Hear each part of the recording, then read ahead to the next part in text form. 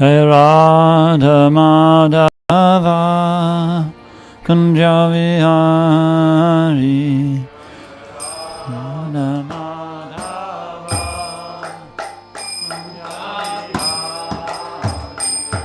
Jai Radha Madhava Kunja Vihari Radha Madhava Kunja Vihari Gopi Jana Vallabha Girivardhari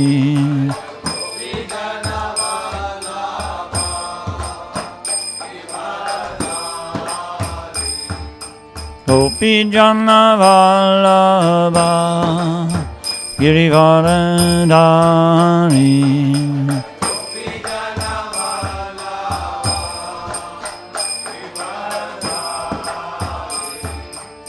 Yasodanandana Braju Janaranjana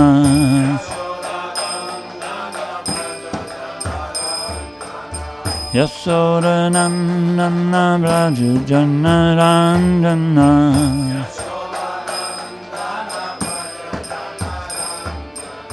Jamuna Tira Vanachari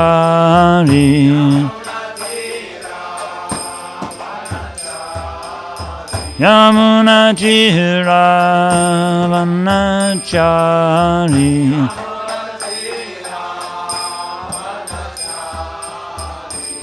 Jaya Radha Madhava Kunja Vihari Madhava Kunja Vihari Jaya Radha Madhava Kunja Vihari Radha Madhava Kunja Vihari Gopi Jana Vallabha Girivardhari Gopi Jana Vallabha Gopi Jana Vallabha Girivardhari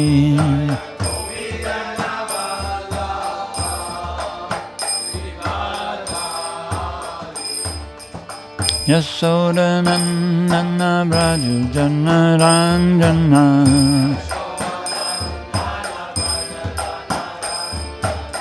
Yasodanandana Braju Janaranjana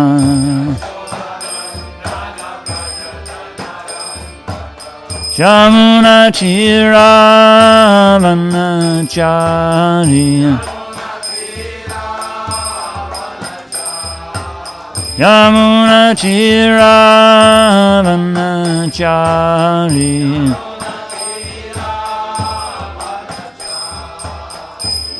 Jaya Radha Madhava Kunja Vihari Radha Madhava Jaya Radha Madhava Kunja Vihari Radha Madhava Kunja Vihari Hare Krishna Krishna Krishna Hare Hare Hare Rama Rama Rama Hare Hare Hare Krishna Krishna Krishna Hare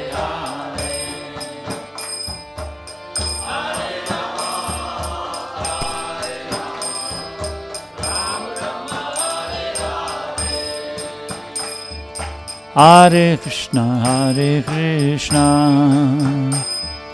Krishna Krishna Hare Hare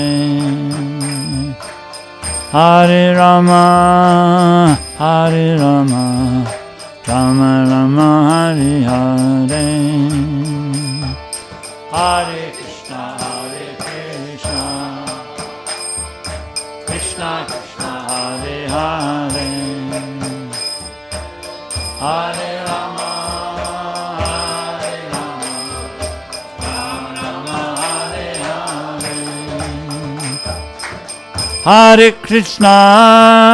Hare Krishna, Krishna Krishna, Hare Hare, Hare Rama, Rama Rama, Hare Hare, Hare Krishna, Krishna Krishna, Hare Hare, Hare Rama, Rama Rama, Hare Hare Krishna, Krishna Krishna, Hare Hare, Hare Rama, Rama Rama, Hare Hare, Hare Krishna, Krishna Krishna, Hare Hare, Hare Rama, Rama Rama, Hare Hare, Hare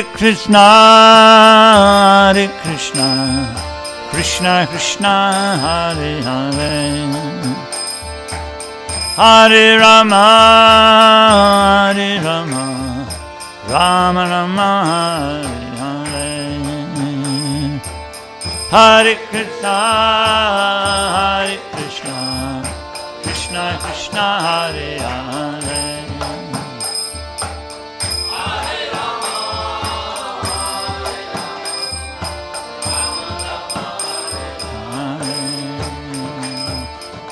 Hare Krishna, Krishna Krishna, Hare Hare, Hare Rama, Rama Rama, Hare Hare, Hare Krishna, Krishna Krishna, Hare Hare,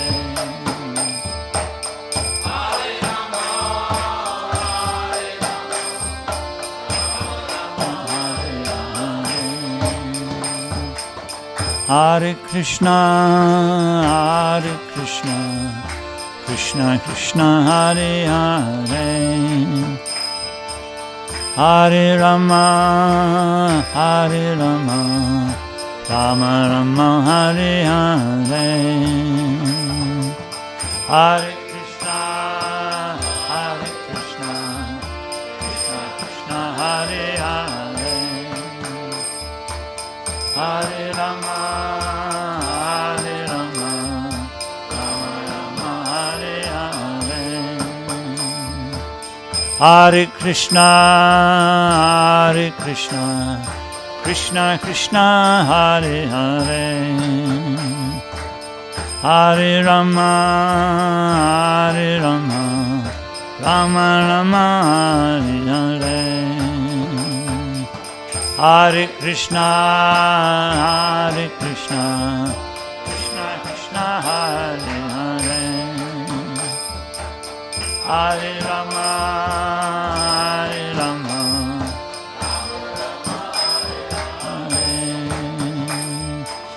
Hare Krishna,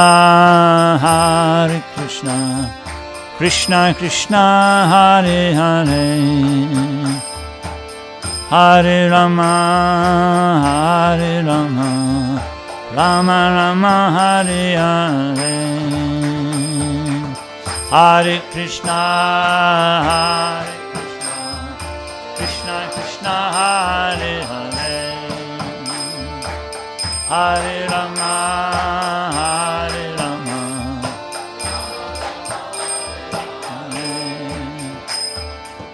Hare Krishna,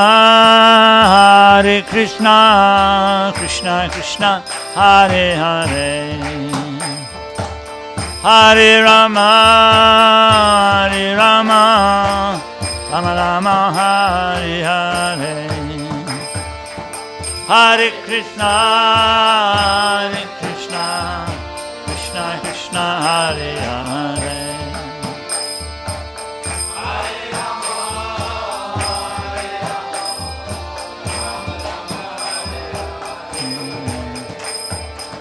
Hare Krishna, Krishna Krishna, Hare Hare, Hare Ram, Ram Ram, Hare Hare.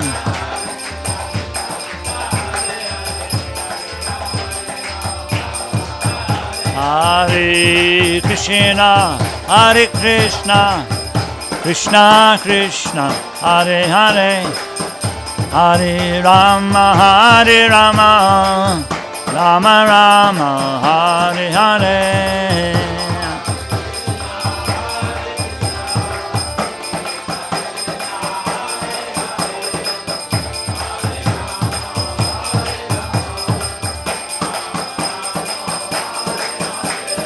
Hare Krishna, Krishna Krishna, Hare Hare, Hare Ram, Ram Ram, Hare Hare.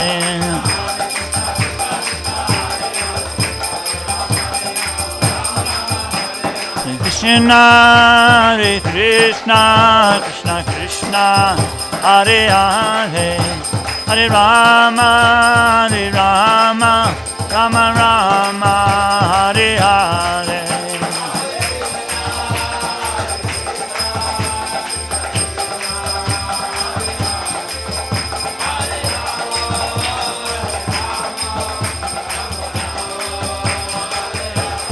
Hare Krishna, Krishna Krishna, Hare Hare, Hare Rama, Rama Rama, Hare Hare.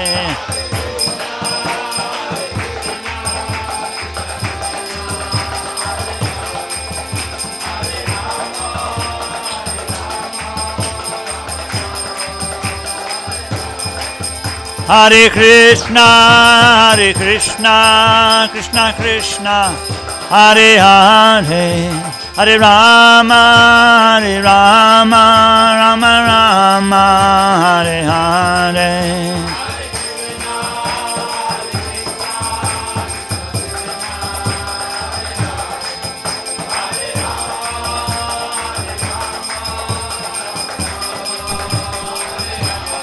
Jaya Gaura Nitai, Gaura Nitai, Gaura Nitai, Jaya Gaura Nitai.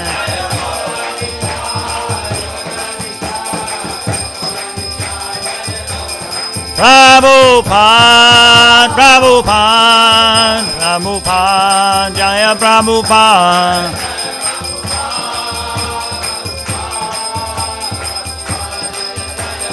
Hare Krishna, Krishna Krishna, Hare Hare, Hare Ram, Ram Ram, Hare Hare.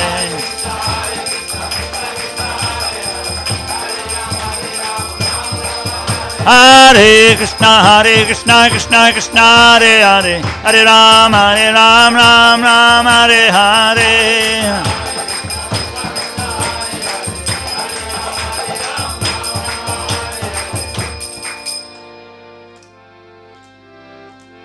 Prabhupada ki jai. Kantaraj, Srimad Bhagavatam ki jai. Gaura Premanandi.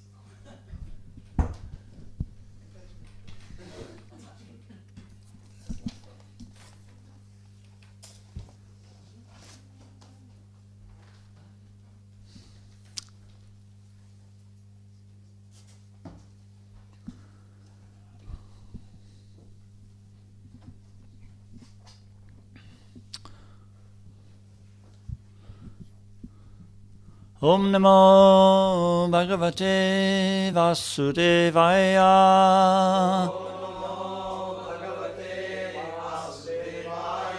Om Namo Bhagavate Vasudevaya.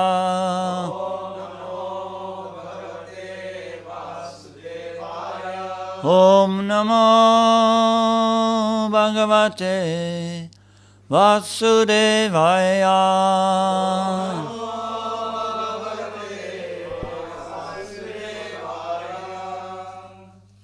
So from Srimad Bhagavatam, chapter 4, text number 6. 7, yeah.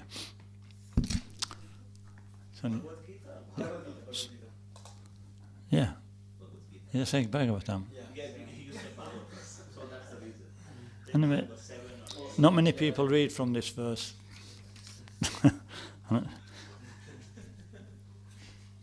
But anyway, it's all right.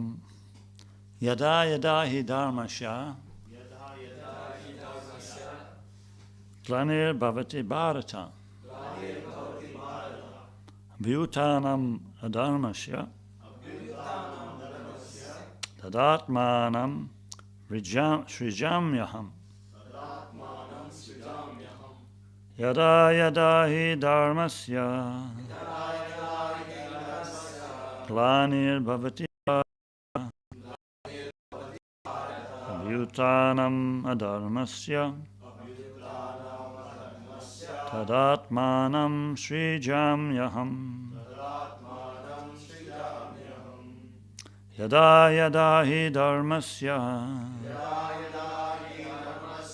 glanir bhavati bharata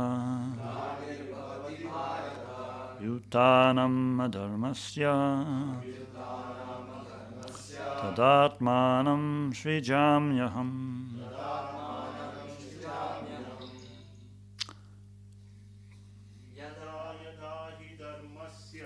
Yada yada hi dharmasya glanir bhavati bharata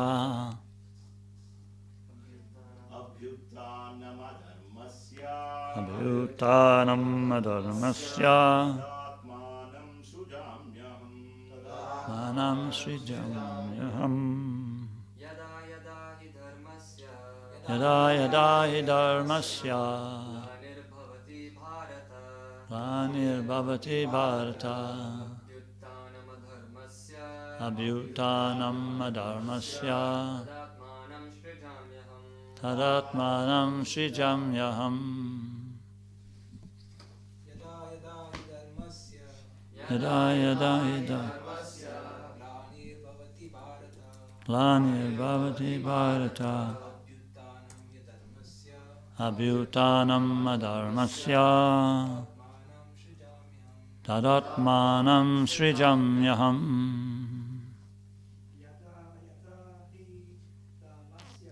Yada yada hi dharmasya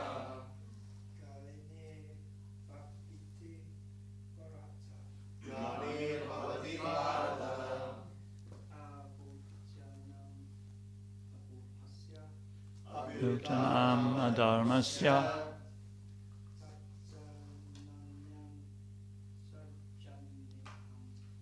tadatmanam srijamyaham. Mataji's. Yada yada hi dharmasya glanir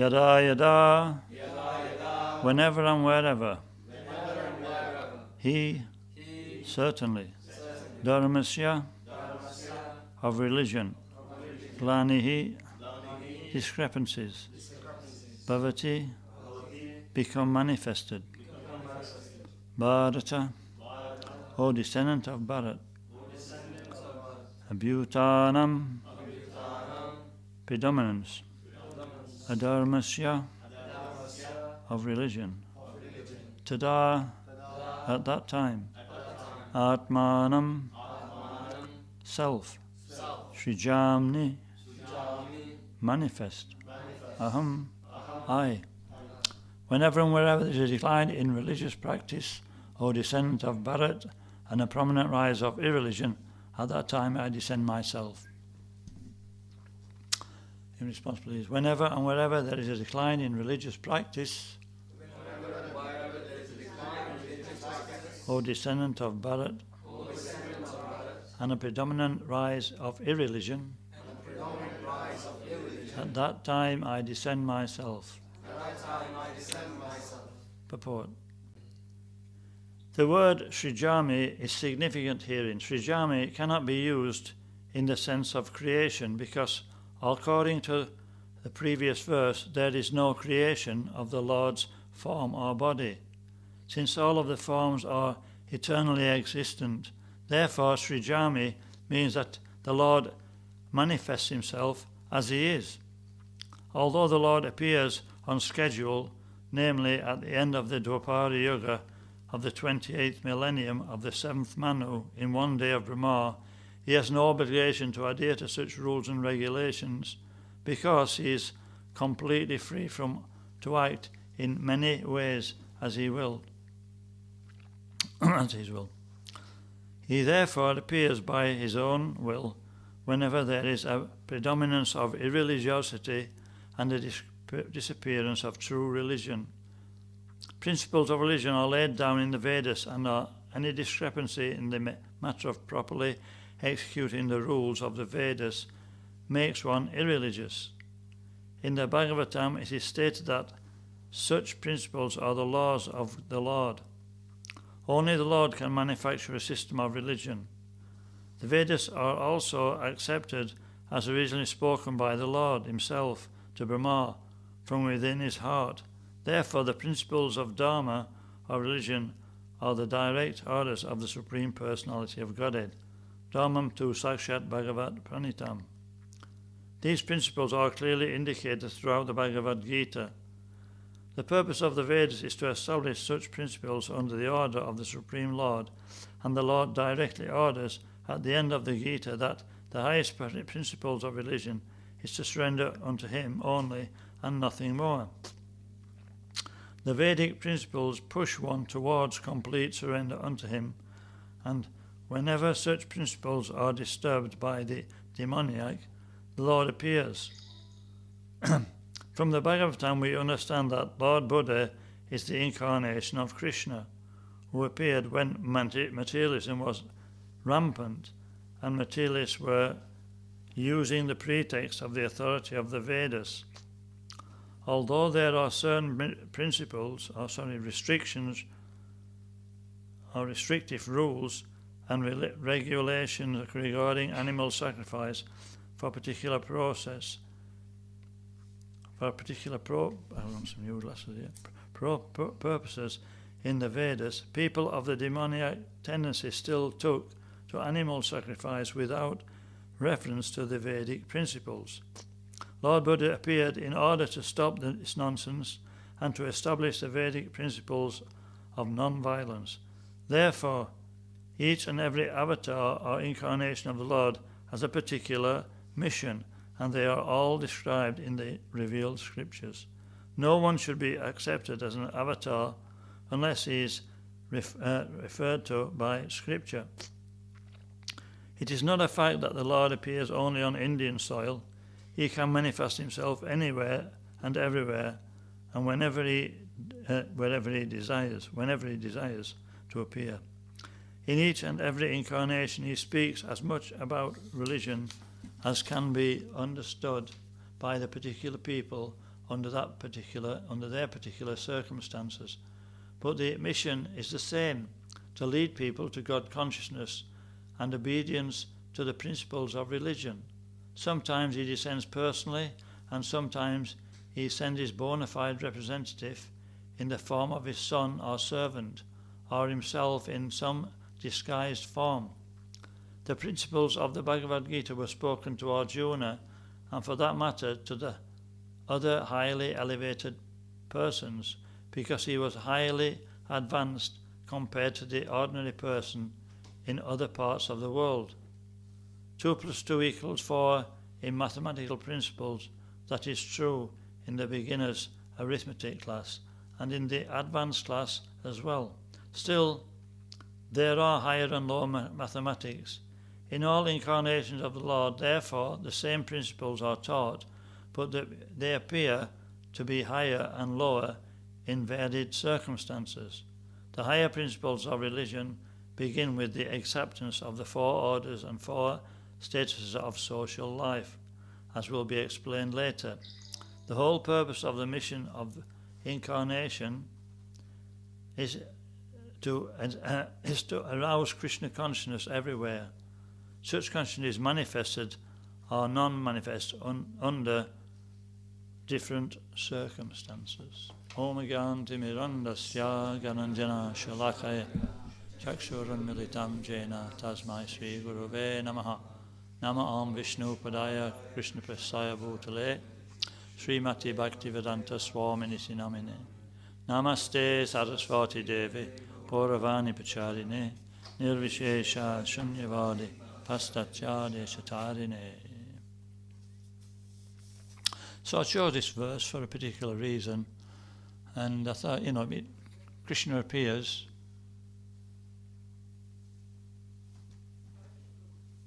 Krishna appears for 3 reasons. One is to annihilate the miscreants, to deliver the pious, annihilate the miscreants, and to re-establish the principles of religion. So I was going to talk a little about thing that he doesn't really need to appear for, because he's omnipotent and he works through his representatives, he delegates, and so he doesn't need to appear to kill the miscreants. They're killing themselves at every moment by his arrangement. We misuse the material energy and we can't win. It'll just annihilate us, take us to the cleaners. But people are so convinced they can actually, one day we will, human society, human race. You remember that Star Trek? But, anyway, if you get to the other side of the stars, it'll not be any different. My birth, death, old age and disease, So, they think they're going to go to the moon again, though. Hey? They think they're going to go to the moon again in the future. I'm going. The moon, they're trying to go to the moon again. Are they? Yeah. What, they're going magic carpets? Hare Krishna. They're actually really struggling, aren't they, for things to do. They've got to keep people occupied and engaged, so they don't notice the pick in the pocket. That's what they just exploiting people like anything, and they just dandle carrots. To annihilate the miscreants, that they're the ones who dandle the carrots and cause all these difficulties. If there's no difficulty, what's the difficulty? Prabhupada used to say. And Bhaktisiddhanta Saraswati Thakur used to say, what's the difficulty? He said, the only difficulty is a lack of Krishna consciousness. And then all difficulties start. Even as devotees, we forget that. We think, I'm going to solve this if it's the last thing I do. And then, after some time we start realizing it's not possible. So we start surrendering to Krishna. I mean, it's alien to us, isn't it? We brought up, what's the first thing they say at school? You should know. You should know, definitely. What's the first thing? I don't know. Anybody else? They don't necessarily the first thing they say, but one of the first things they're learning not to do. Don't listen to strangers. Don't what? Don't listen to strangers. Don't listen to strangers, do they? I know. Don't talk to strangers, that's not Don't talk to strangers, maybe. No, they say don't copy. Innit? Is it? It's one of the first things they said. They sit desks apart, and they just train you not to copy. Why? Because everybody's after a different goal. And everybody's got it. It's like what they call it. It's competition. The material world is a world of competition, and that's why. So that's why they tell you not to copy. You've got to get more marks than him, and like that. So straight away we're actually brought into illusion. I mean, you're not supposed to copy in the Bhakti Shastri, but you know what I mean. But it's different. Even if you don't get past your Bhakti Shastri, you're not disqualified, are you? You know what I mean? It's everybody's helping one another to get the same goal, and that's the biggest thing. Is there's no same goal. Everybody's got their own egocentrical goal or family-centrical goal, or even universal centrical goal. Hiranyakashipu had a universal, what they call it, centrical, is it? What's the word?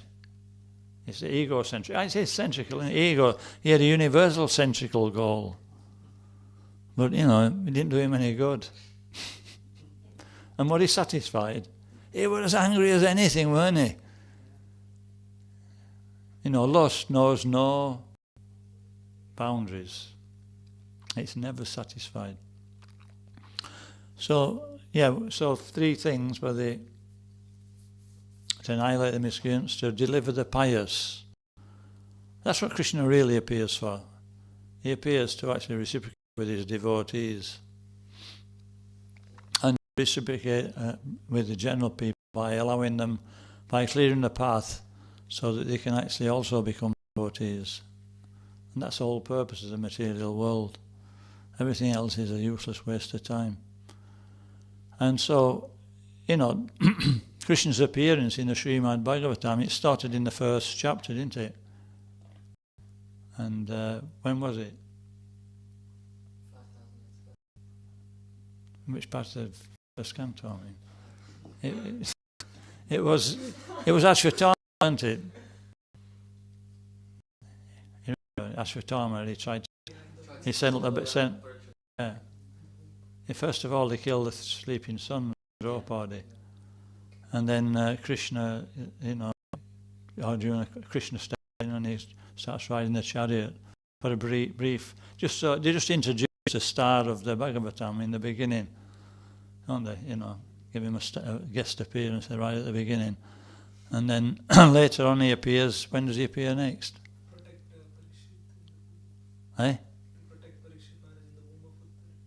That's Vishnu. When does Lord Krishna appear next? Is it Lord Krishna? It's Lord Krishna, yeah. 10th canto? In the 10th canto? No. It's in the 9th. It mentions the dynasties, and it finishes off with the Moon dynasty, doesn't it? And it mentions Krishna and Balaram, and Parikshit Maharaj said, oh. So then he starts asking him about Krishna and Balaram. And so then we get on to the 10th canto. So this is how the 10th canto starts. We've come all the way from the lotus feet of the Supreme Personality of Godhead. Now we're looking at his shining face. And so,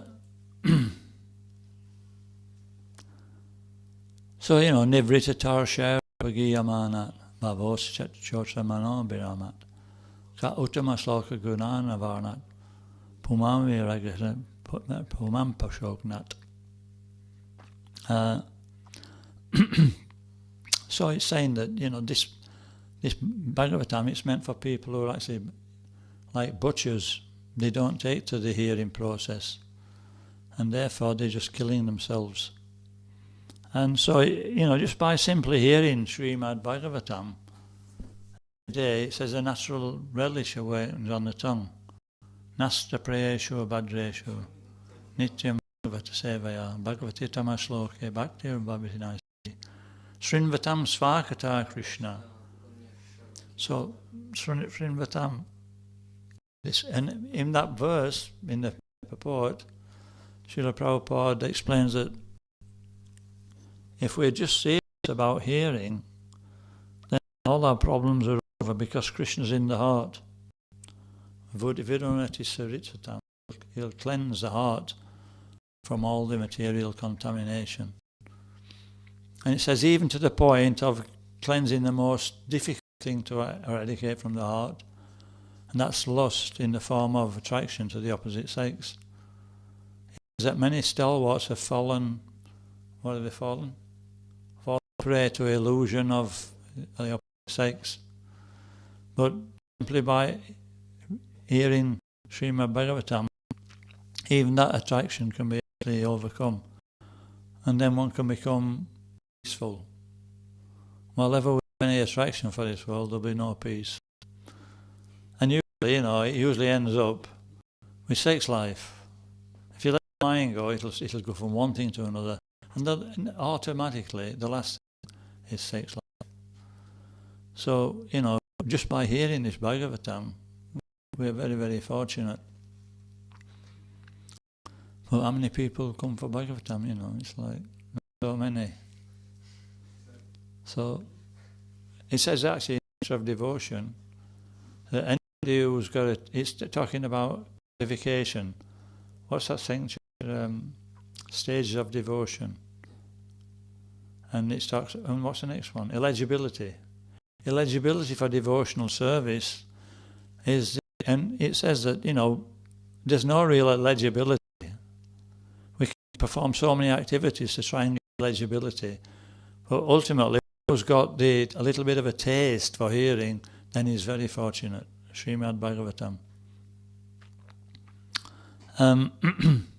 So we're talking about Bhagavatam, the first chapter now. And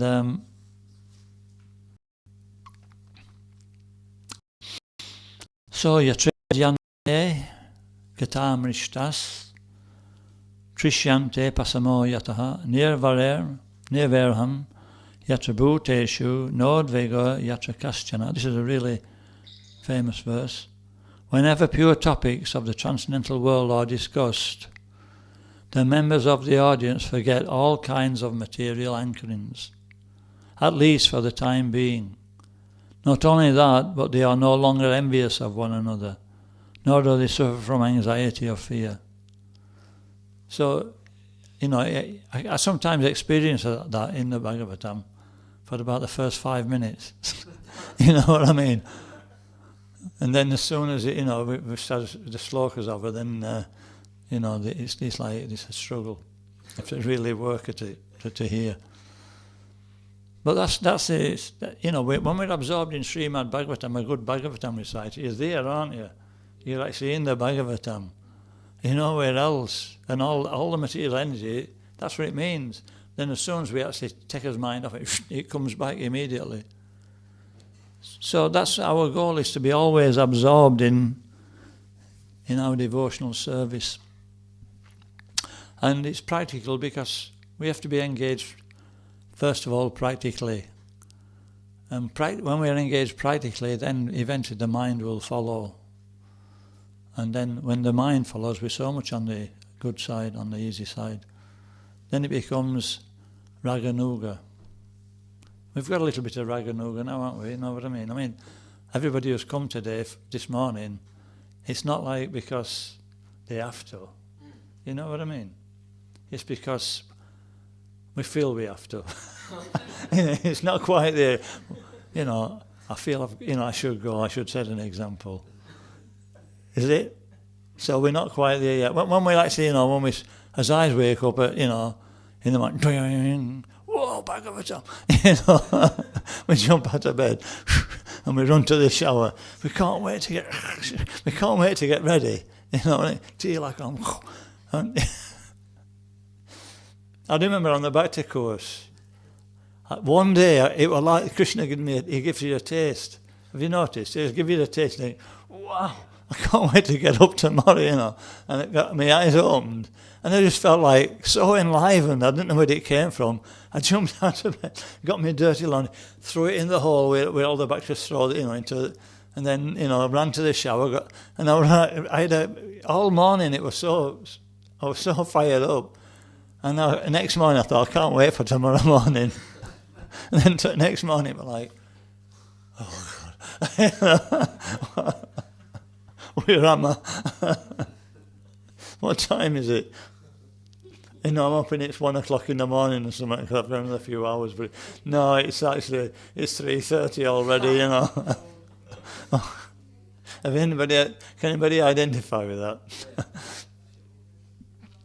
Okay, that's good. I'm not on my own. It's good. Misery likes company, don't it? If you want to get somebody fired up who's not doing very well in devotional service, just talk about the downside of your devotional service, and they'll go, "Oh, really?" Because they thought they were on their own. They've got to have somebody to help them along. I am not in Vaikuntha, nor am I in the hearts of the yogis. I remain where my devotees engage in glorifying my activities. That's right. It is to be understood that the Supreme Personality of Godhead does not leave the company of devotees.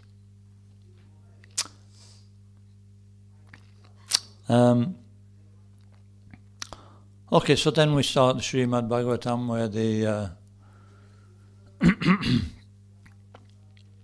I'll cut a little bit out, shall I? Because I have to speak tonight. I won't get long to speak, but everybody will expect me to speak about Krishna's birth and like that. But in the morning, I thought I'd just speak a little bit of something different. We've heard that pastime many times, and I still get it wrong. It's quite intricate, isn't it? You know what I mean? Now, did Narada Muni say that after that or before? You know what I mean? And then you get people correcting you out of the audience. So so this time we'll get up to the point where Krishna's appearing, and he's in the womb of Devaki. No, he's not. He's not got there yet. It's just before that. There's 6 others have got to go there first, and that's the what they call them, the 6 Garbhas. Yeah, they got cursed that they would be killed by the father, by Hiranyakashipu. Kalanemi, he was a grandson of Hiranyakashipu, got some good lineage, and he was killed by Vishnu. And but these 6 Garbhas, who were the sons of Kalanemi, they didn't go to, Hiranyakashipu thought he was the be all and end all, but they went to Lord Brahma to get the same benediction that he asked for. They wanted to be eternal, and Hiranyakashipu, when he found out, he said, "Why don't you come to me? I'm the leader," and he was really miffed. So he cursed him. He said, "Now you'll take birth in the as the sons of of Kalanemi, your father, in another birth, and he'll kill you." Or the sons will take birth in the womb of another of Devaki, and then Kamsa, who's Kalanemi reincarnated, will kill you. And so that's what happened. What's these 6 Garbhas? Lust. Anger, Greed. illusion, madness, and jealousy. Envy, yeah. So these are the 6 things that we have to get out of the heart. And these are the things which are keep stopping us from going forward. And, Krishna's eager to take them away. But, we hang on to them. And so before Krishna can appear in the heart, then these things have to be removed. This is the pastime. First, when they've been removed, then Balaram comes. We go through Balaram. Remember, it was Balaram's appearance day. Balaram comes before Krishna. We get the mercy of Krishna when we get the mercy of Balaram, our Lord Nityananda. He's the initial guru. And so Balaram enters the womb, and makes it suitable for Krishna to appear. He's the servant. This is the purpose of devotional service. Is that material world means everybody doesn't want to be a servant ultimately. In fact, one of Prabhupada's disciples, he was telling how he'd been trained up in devotional service for a few months, and now he got the hang of all the different phrases that you use in the mood. And he wrote home to his mother, and his mother read the letter, and then at the end she burst into tears because at the end he'd put "your servant," and we've worked all his life, and now he's a servant. They think he wants to become a big boss. She was really upset. But that's the goal of life, actually. That's our position, and that's where we're actually satisfied. And it's not just a position of the jiva; it's a position of the Vishnu Tattva as well. The whole thing is that when things are, when we actually share, everything expands. When we give, everything expands. Because if everybody's giving everything, we never go without, do we? Have you ever been, you want to give something away and nobody wants it, it's like that. Everybody's satisfied. Book distribution. On book distribution, yeah. That's a different one, that. So yeah, when we take, then there's a shortage. How do we go into that? We were talking about service, Balaram. So the service mood is there.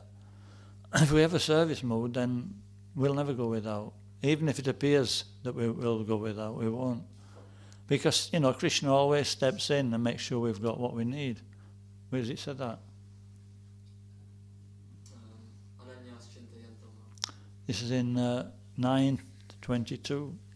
It said, Krishna carries what we like, preserves what we have. So, we have our maintenance is not a problem. Krishna's maintaining everybody.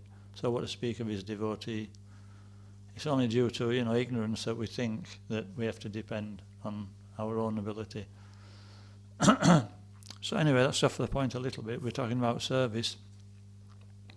So then Krishna appears after Balaram prepares. And so I was just going to talk a little bit about these qualities. These qualities appear later on in Krishna's pastimes, don't they? What's the first one in Putana? I remember. Does anybody know? No, it wasn't. No, I know the answer to what was in Putana. I only read it yesterday. What was that? She knows which quality Putana is because she read it yesterday. Okay. Okay, well, just a minute. Yeah. Does anybody know what they call him? Who's the one who does the plays? Dutch devotee, Prabhupada disciple. He comes off as a man every so often, and Saswi P.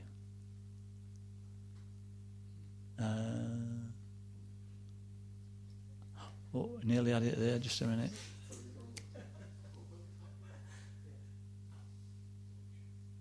Anyway.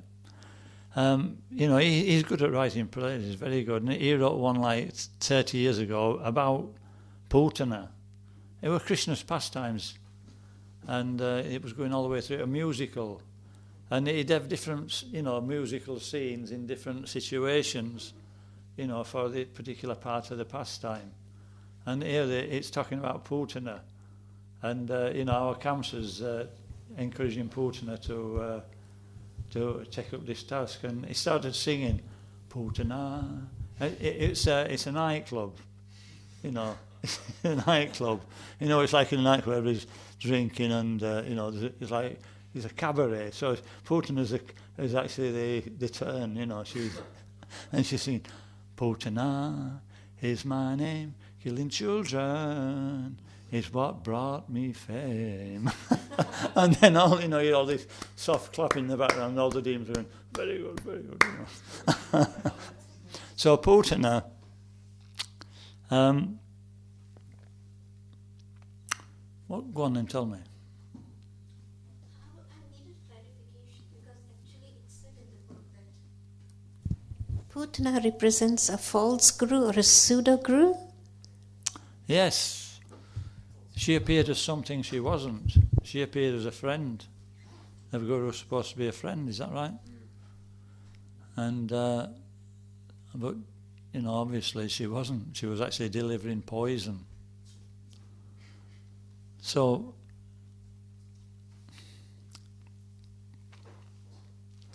pseudo guru.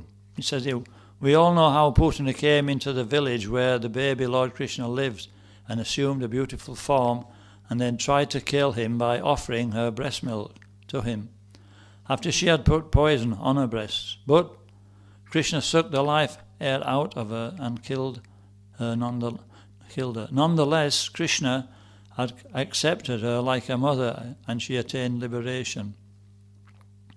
So, in Bhagavad Gita it says, one who does good, my friend, is never overcome by evil. Because, yeah. Yes. And so, because Arjuna's asking the question, does anybody have doubt sometimes in devotional service? Sometimes, the mind starts, don't listen to the mind. It never gets any better. It never gets any better. It just goes from one problem to another. So, we're talking about, doubt. What are we talking about before doubt? We're talking about pseudo guru, Putana, and I'm getting too diverted here. Oh, that's right. One who does good is never overcome by evil. Yeah, Arjuna is saying one who does good is never overcome by evil. And so, Arjuna asks, that, and Krishna answers that he's not overcome by evil. So when we perform devotional service, we never actually, it's never lost. And sometimes we may think that we may fall into some bad habits, but Krishna always takes the good. That's the point I was making. Not that we should fall into bad habits, of course. We'll suffer. We'll suffer like anything. What does it say in the 11th canto? 11th canto, chapter 20 takes 27 and 28. I like this one. That's why I learned. I don't know the Sanskrit actually, but it says, my devotee, even though he can't give up sense gratification, and even though he laments because he just can't stop it, he says he should remain happy in devotional service. Oh, that's not a bad one, is it? You can have some sense gratification, be happy, practice devotional service. But what so it says, but he laments again and again, and then in the purport, Prabhupada says, and he'll suffer as a result of that. But that suffering will take him closer to Krishna. So even though we perform bad activities, that will be taken care of in due course of time. But Krishna sees the good. I remember one Mataji, she was a devotee, and she was suffering so much with this situation that she committed suicide. And of course, her husband, he was grief-stricken, because when you commit suicide, you may not get a gross body. And so they went to some senior devotees, spiritual masters, sannyasis actually, and he said, don't worry, he says, Krishna takes the good for a devotee, there's nothing to worry about. So, we should be very positive about devotional service.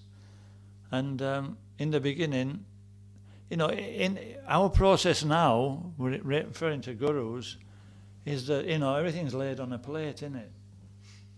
They're all listed. You can go through them. And all the tapes are there, you can hear them. But that's not really how it used to be. Things ain't what they used to be.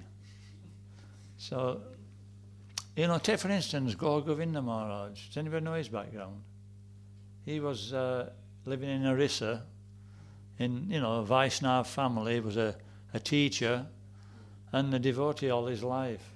And he was like 40 years old at least. I think he was over 40 actually. And he hadn't got a guru. He hadn't got a spiritual master. And he was searching.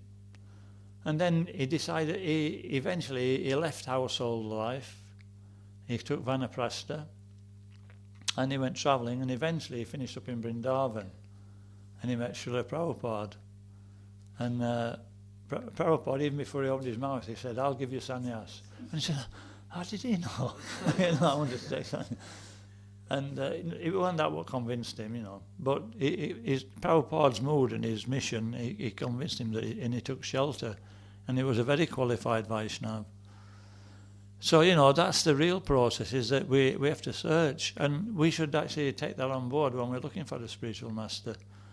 We should be very careful to actually analyse. And it says test the spiritual master. It doesn't mean to say it's a mischievous test. But, we ask him relevant questions and see if he's speaking from Shastra and if he's in Prabhupada's mood. And they may all be in different moods because Prabhupada had all the moods, but they may actually exhibit, attachment to a certain part. So we're all different. We'll be attracted to that.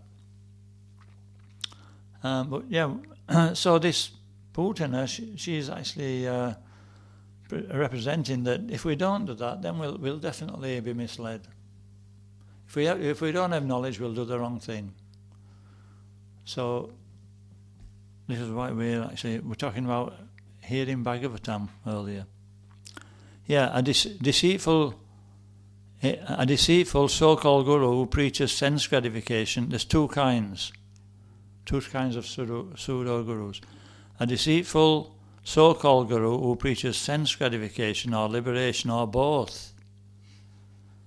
And then the other one is inwardly manifest spiritual guide in the form of the mundane empiric reasoning faculty. And that is what we talked about earlier, isn't it? The mind. So even while the mind's very powerful. Even while we're practicing devotional service, it plays a big part in our advancement, doesn't it? Or our lack of advancement.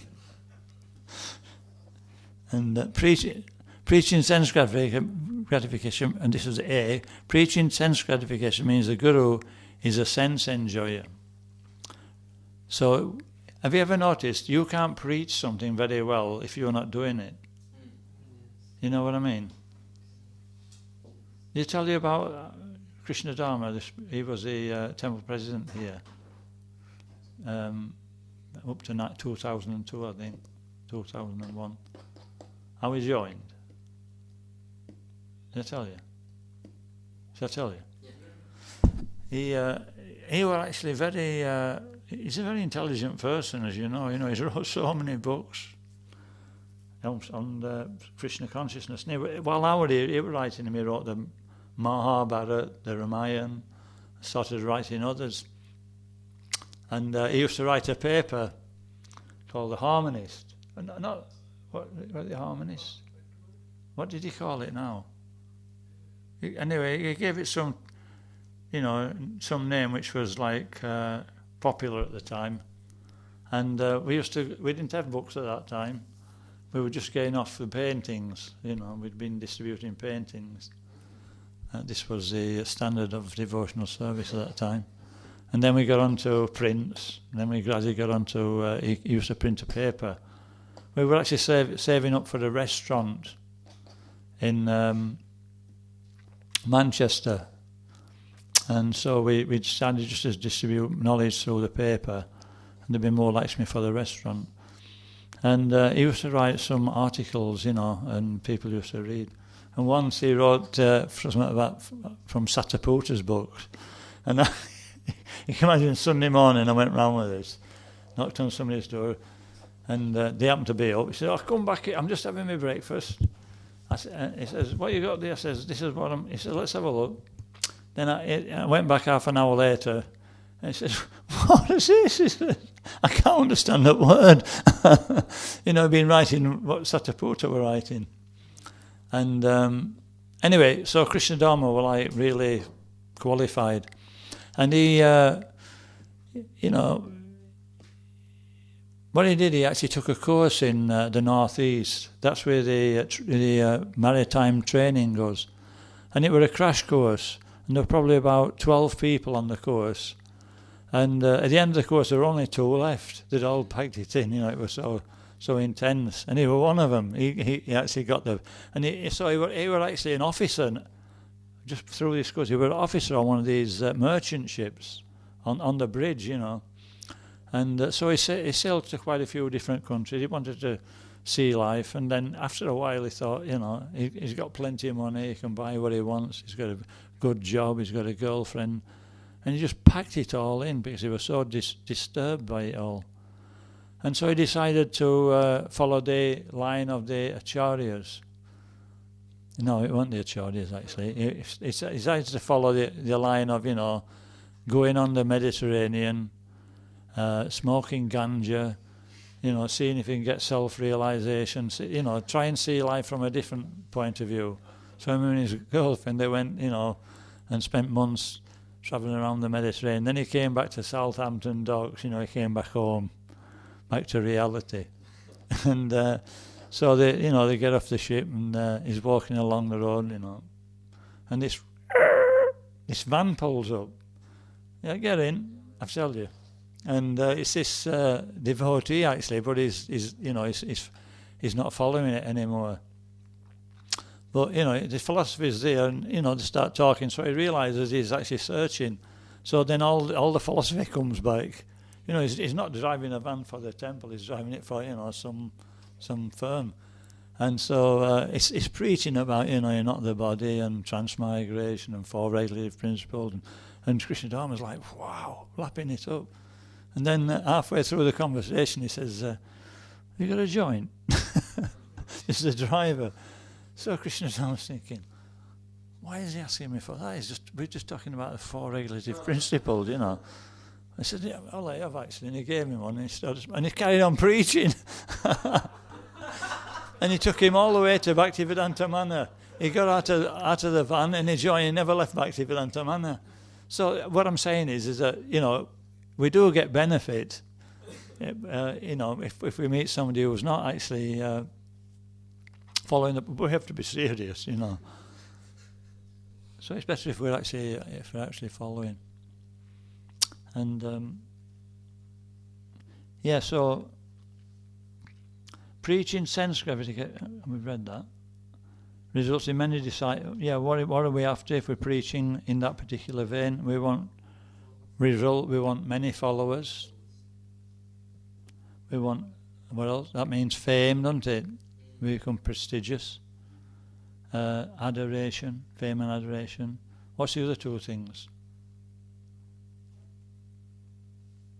What does Lord Chaitanya say? You've been reciting it this morning.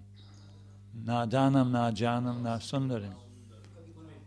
They want exactly the opposite things of what we should be wanting. They want attraction to the opposite sex, and they want wealth. And so, Shukracharya, he's a typical example. He was actually preaching to Bali Maharaj that he shouldn't give land to Lord Vishnu, otherwise he'll lose everything. But what he was thinking, I'll lose everything. Also, he may preach the philosophy of Krishna consciousness, but in a perverted way, to control his disciples and exploit them. So if you want to exploit somebody and control them, what do? You let them read the philosophy. You don't, do you? You keep them busy, don't you? So this is another way that it works. Anyway, we've talked about any questions on bogus gurus. Yeah.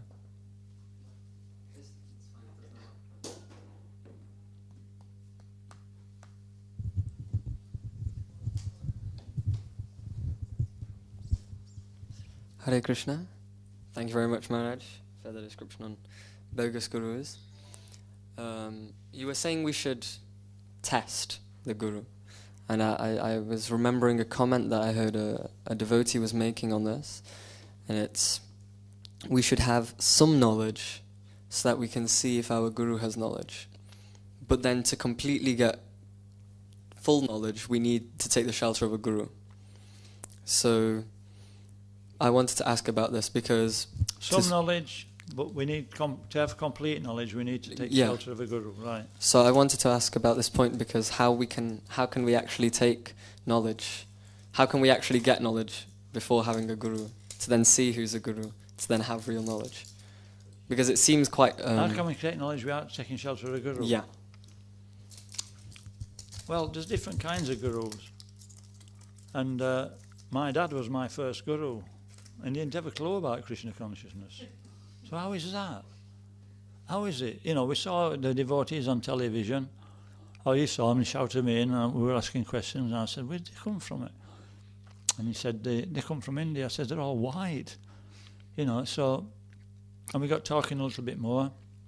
And he said, anyway, wherever these come from, he says, this is actually real religion. I said, how do you know? He says, because everybody's satisfied, everybody's happy. I thought he's right. I didn't start following anything at that point, but yeah, he actually understood. Actually, well before that, he used to take me to pictures like 10 Commandments, biblical pictures. You know, he was actually religious, but he never went to church. But he says, you know, religion should be vibrant. He always said that, long before he saw the Hare Krishnas. People should be joyous and happy. I don't know where he got it from. So, you know, that set me off thinking on the right track. So it's not that, you know... I'll give you an instance. When Gaur Govinda Maharaj, he was when a few gurus left after Prabhupada, you know, after 10 years of being in the movement, there were gurus with thousands of disciples or hundreds of disciples. You know, it's like it was a big test for them. And some of them didn't manage, they fell down. And so when they first fell down, they tell all the disciples of the first couple, they said, you have to take reinitiation straight away. Who do we take from? We take from next. And so they took reinitiation, and then they fell. And so then we can't, and then the GBC realised that we can't tell them that again, you know, they've got to actually, it's not working. So then they started saying, just take your time and try and find your own spiritual master. But a lot of devotees, like myself, I didn't do it straight away. It took me 18 years before I eventually took it again. And so Gaur Govinda Maharaj, he was preaching the necessity of taking a guru, which is right. And he came here actually, and he was preaching this, and I thought, well, you know, I came to Krishna consciousness, and for like 3 or 4 years, I was making progress. I gave up intoxication, meeting, you know, and I started chanting Hare Krishna, and you know, my whole psychology changed of life, and I became determined to actually practice Krishna consciousness. So I said, you know, what happens to somebody who, I said, you know, and I told him about this, not my particular case, and he gave some answer, and I couldn't remember what it was, but I wasn't satisfied. And then I saw him afterwards. He says, look, have you got an authority? I said, yeah. He says, that's all right then. We have to accept some authority. And that's the whole purpose of taking shelter of a guru, is that we accept them, but we've become very, very serious about accepting them at that point. You know, we're so convinced that we swear to follow that person for the rest of this life. You know, so that's a difference. We have to have conviction, and we may not have that conviction in the beginning. But we start taking some, and we can still take it from different devotees who are in the same line. So, and then, you know, the thing is, it's not like it used to be, where I don't know what it was like actually before, but you know, I've got an idea that it weren't an international movement, so they were more local. And so, you know, when you take shelter of a guru, you would expect to get, you know, first-hand training. But that's not the same now in ISKCON. It's very rare that happens because the gurus that we have got so many disciples. So then, you know, mentorship systems are put in place. So the same principle is there, is that as long as we're actually receiving knowledge from somebody who's better than us, to receive knowledge, we have to accept this person is better than me at this moment. But don't worry, it won't last. You know what I mean? You don't know what I mean. Does anybody else know what I mean? You understand? Anyway, if you don't understand, that's good. You're innocent, you'll be all right. I'll play the devil's advocate, actually. You know, the material mentality is that he's my teacher now, but don't worry, not for long. You remember Prabhupada when he was in Japan? He met the Dai Nippon executives, and when they'd agreed on a price for the books, they all, you know, they're very respectful Japanese, and all they came before Prabhupada and bowed, gave him his card, and Prabhupada put him down. And then they took in our first executive, and then there was a junior executive came, and then they gave him his card and then said, "Young man," and he turned around, and all the cards were piled there. He says, "What do you want to achieve in life?" And he got on the cards and took his off the bottom and put it on the top. So that's, you know, material success. But that's not. So we don't take a guru for that, you know. I think everybody knows that, but I'm just making a point. Anyway, so we're answering your question, is that there is a difference in that internally we should be prepared to follow that person. You know, we're convinced he's my well-wisher. He's prepared to help me, and he can. You know, I think that I'll make a lot. Even if he can't take me back to God, maybe on that platform, I don't know. He's going to take me a lot further than I can go on my own. You know, at least that should be there. But we should be looking for the devotee who is actually the Uttamadikari who can take us back to Godhead. And I remember when Bhagavan left in 86, I'd got initiated a year earlier. And I was in Vrindavan, and of course it was a topical point. Some devotees weren't going to take initiation again, or not for a long time. Some were going to take reinitiation straight away, and some in between.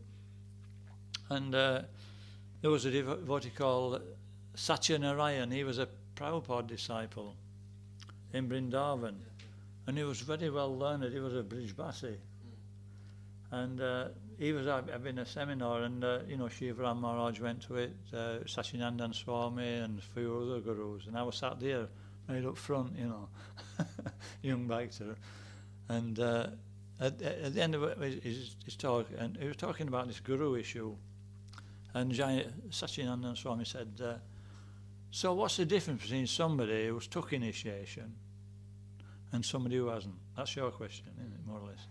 And he said quite simply, he says, the one who is taking initiation, he has to follow. But the one who hasn't, he doesn't have to follow. And that was it. And Sachinananda Swami said, sadhu, sadhu. You know, he started shouting, sadhu, sadhu. Because that's what it is. Prabhupada said, if we're actually, initiation's it's not a simple thing. It means a commitment, a lifelong commitment to somebody. And if we're actually properly situated, we'll keep that commitment, choose what. We'd rather die than not keep that commitment. We've signed on the dotted line, as they say. Is that right? And we've had it stamped. You know, what is it? They used to use the ring. You have to put some wax on and. Okay. So yeah, we just keep, we keep following the process. That's the main thing, and then automatically we'll start to feel inspired.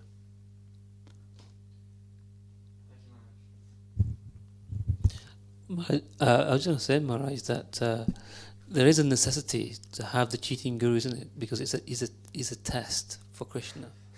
What did you say before that? He said there's a necessity to have cheating. Oh, the necessity to Yeah, have a guru. because I'm saying that every conditioned soul has an opportunity to choose between a proper guru or a bona fide guru and one who's not, because your propensity of why you want guru has to be tested. So if someone approaches you and he aligns to your, let's say, material desires, then you will be cheated. What we get is according to what we're actually meditating on. Yes. That's what you're saying. Yes. Maybe. Yeah. I mean, when I first took initiation, I wasn't really ready.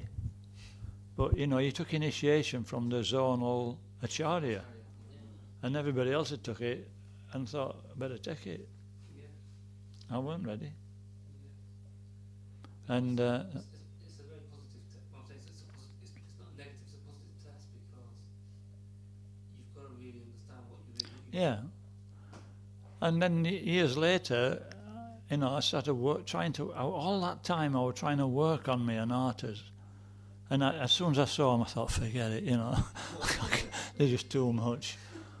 So I just kept, putting them to one, you know what you do sometimes, you just get out of sight, out of mind, everything's all right now, Has anybody had that experience?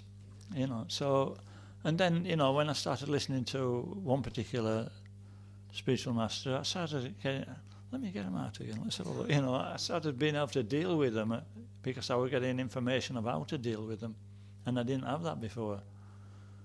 And that's what gave me encouragement to actually take initiation. I thought this person's helping me to advance and more than I've experienced before.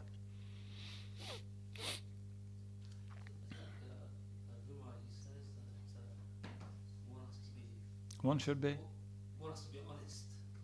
honest, yeah. To see things as they are. To keep, To see things as they are. yeah. Yeah, that's right. When we're in Bhagavatam class, if we feel guilty, that's good. If we feel, if we don't feel guilty, that's bad. Or we think, we're like, laughing at somebody else for having those qualities, you know what I mean? So we should, I remember Indriyesh, he was in charge of, what they call it, ILS, ISKCON, not me, no, IES, ISKCON Educational Services. He was the first one who started having these school visits. And first he went out, but then he started inviting them to the manor. They gave him full facility there. And anyway, that's his background. But he won't say when we were back on the Bhakti course, he says, he used to be sat there and then they'd start giving the Bhagavatam class. And when they started talking about sex life, he used to go, how do they know what I'm thinking about, So, in other words, he was honest, like you were saying. That was, but, he thought the speaker was talking about him. And that's how we should feel, It's not that afterwards we start pinpointing the speaker, because he's giving general guidance, and it should apply to devotees. What they say in England, if the cap fits, yeah.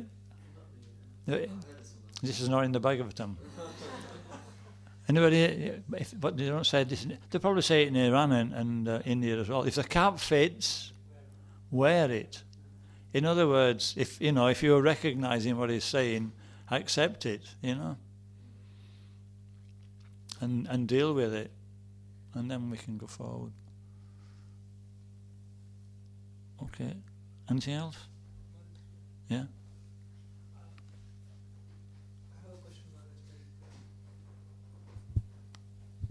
I have been experiencing it like You ever? experiencing it that when I attend the Srimad Bhagavatam class, for the time being I get inspired. Yeah. And I feel, But when you As soon as you go out. yeah, and that's what is happening. Like I get inspired for a while, and then again, I'm not able to hold the instruction or follow it throughout my life or take it to the heart and follow. So what can I do? Like how I can improve? Just keep hearing it. Don't do Srimad. Just keep hearing it, and then eventually Krishna will put it into a situation where you can apply it. It's, we either, eventually in this devotional service, it becomes obvious what we have to do. And if we're always hearing it, we'll eventually do it. Or, we'll become more determined. We won't do it on our own. We'll become more determined. And, when we come to the point of thinking, give me a hand, Krishna, then, then it'll actually, we'll be able to do it. We find that, we're working at an anartha, and we're not really getting anywhere, And then all of a sudden, we're not affected by it anymore. At least in that circumstance. It's what's happened. Krishna's seen the endeavour. That's my experience anyway. And it's not, the anartha's not so prominent anyway. Like glorifying other devotees. In the beginning, it's like, it's not so easy, you know what I mean? And so then we start gradually doing it, and then, that's just an example. Yeah, we have to make an effort.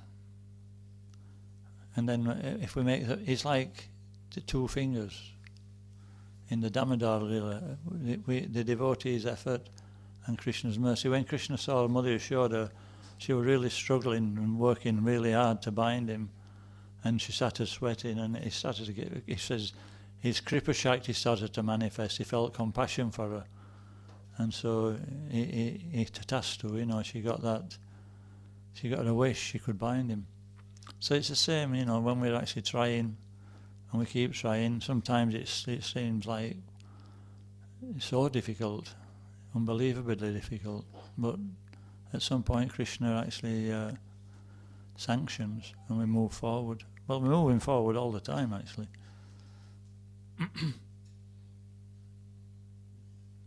And if you talk, that's my process. It's called argumentum ad bacillum. I have to go through the process of argumentum ad bacillum before I actually. But some devotees may be able to actually hear it and apply it and do it. They may be more serious. But I do know that when I constantly keep hearing it, it actually becomes part of the furniture. It becomes a reality, even though you're not able to actually follow it. You know what the reality is all the time, and you feel uncomfortable. And then,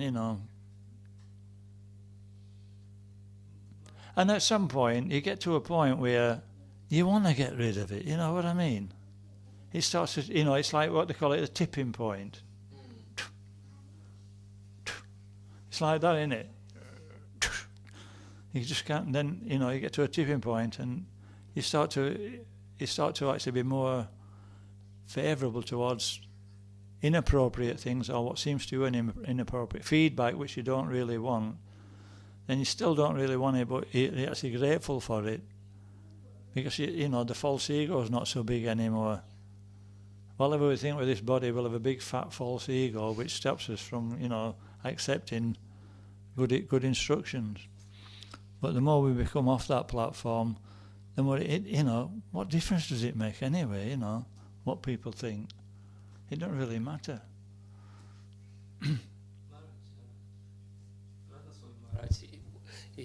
He gave a class once, and there's this devotee. He'd been practicing for a very long time, and he said to Maharaj that I've been doing this and that for so many years, but where's the advancement? And then Maharaj, after listening to him for about 10 minutes, he said to him, "But you're complaining that you're not a pure devotee. He's saying to him, you're complaining that why am I not a pure devotee?" And Maharaj, he was really stern with him on that point, that he hadn't recognized that being a pure devotee is not a 2-minute job. Yeah. And his rationale was that I'm following the processes, but I'm still not getting there. And then Maharaj made that remark to him.